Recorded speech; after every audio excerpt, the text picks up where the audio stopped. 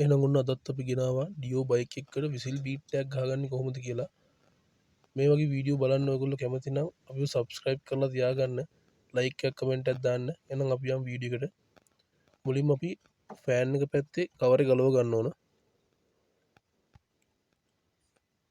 එන හතරක් තියෙන, එන හතරෙන් ගලව ගන්න ඕන.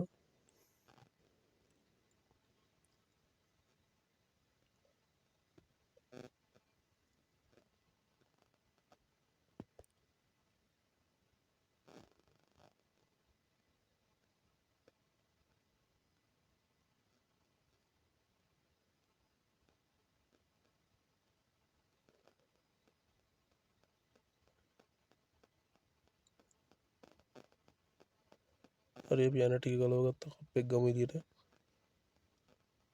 මේ විදියට පරිස්සමට කප් එක ගලව ගන්න ඕන.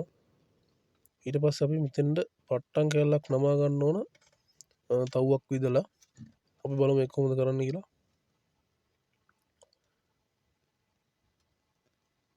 මෙන්න මේ විදිහට මේ පට්ටම් කැල්ලක් අරන් අපි නමලා මේ විදිහට තව්වක් විද ගන්න. තව්ව ටිකක් උඩට පල්ලෙහාට ටිකක් ලොකුවට තව්ව විද ගන්න ඕන.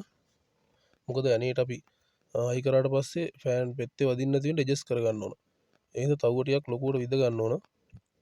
මෙන්න මෙතෙන්ට සෙට් මේ අපි ගොඩක් පහසුවෙන් විසිල් බීට් එක ගහගන්න විදිය ගැන තමයි අපි අද වීඩියෝ එකෙන් ගෙනල්ලා තින්නේ. මේ විදිහට ඇනේට තියලා මේ පට්ටම් කැල්ල තද කර ගන්න ඕන.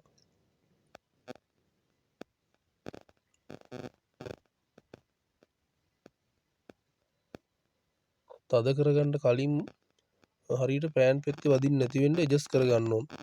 ගෑවි නොගෑවි තියෙන ගානට වගේ පට්ටම් කැල්ල ඇඩ්ජස්ට් කර ගන්න ඕන.